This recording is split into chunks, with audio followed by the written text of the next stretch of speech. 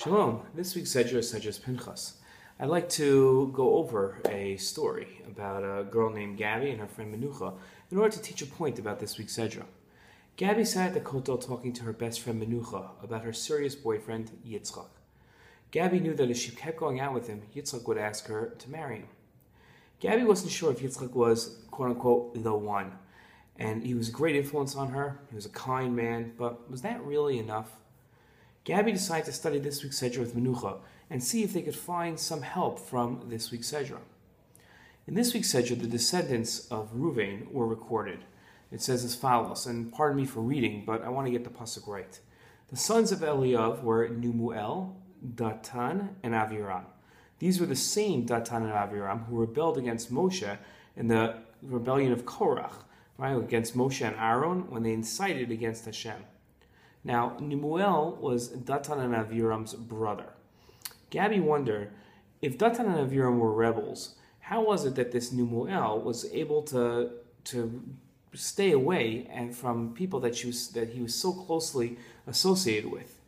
According to some strains in our tradition, Nemuel was really On, the son of Pelet.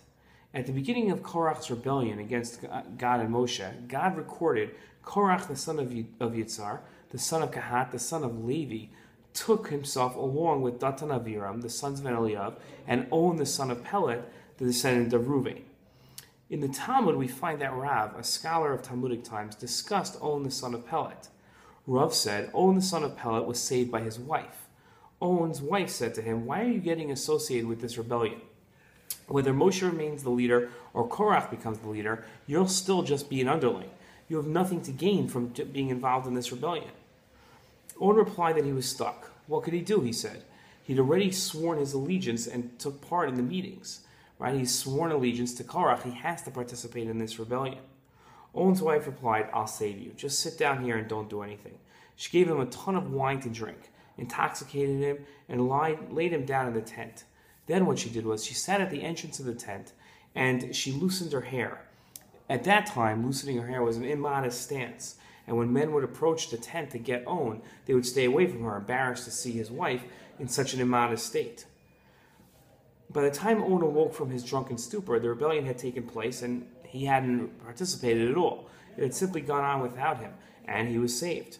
The Medrash explained that On's name was actually a description of him. It wasn't his actual name. On was because in Hebrew, On is similar to Lamentations, Aninut, for having participated in the rebellion against Moshe and Aaron. Pelet, right, it's On, the son of Pelet. Pelet wasn't really his father's name because the word is similar to the word Pella, wonders, as if a wonder, a miracle was performed for him, and he was saved by the death that Korach and the rebels had by the ground opening up by virtue of his wife.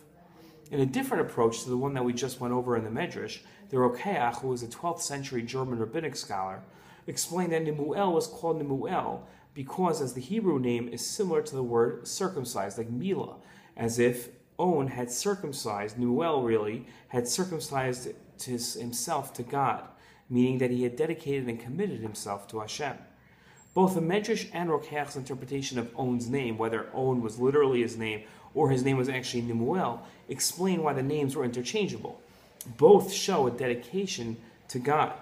Both explanations speak to On and Nemuel's character post the rebellion. Either he went through such a fundamental change between the time he dedicated himself to the rebellion and the time of the rebellion, which would have been pretty incredible, or On wasn't really such a bad guy in the first place. Gabby thought about it and figured it was the latter. It must be that he wasn't really such a bad guy in the first place. On chose a righteous wife because deep down he was a righteous man. That choice put him in a position to miss out on making a mistake of joining Korach's rebellion. Gabby realized that her choice of a spouse wasn't only important because of the influences that spouses have on each other, but because a spouse will ensure that their partners don't end up in situations that they would have better off been avoiding. Gabby understood that in marrying Yitzchak, she'd have a spouse who wouldn't only influence her properly, but would keep her from poor situations and poor decisions. It's an important lesson in finding a spouse, and a good reason to appreciate the spouses that we already have. Shabbat Shalom.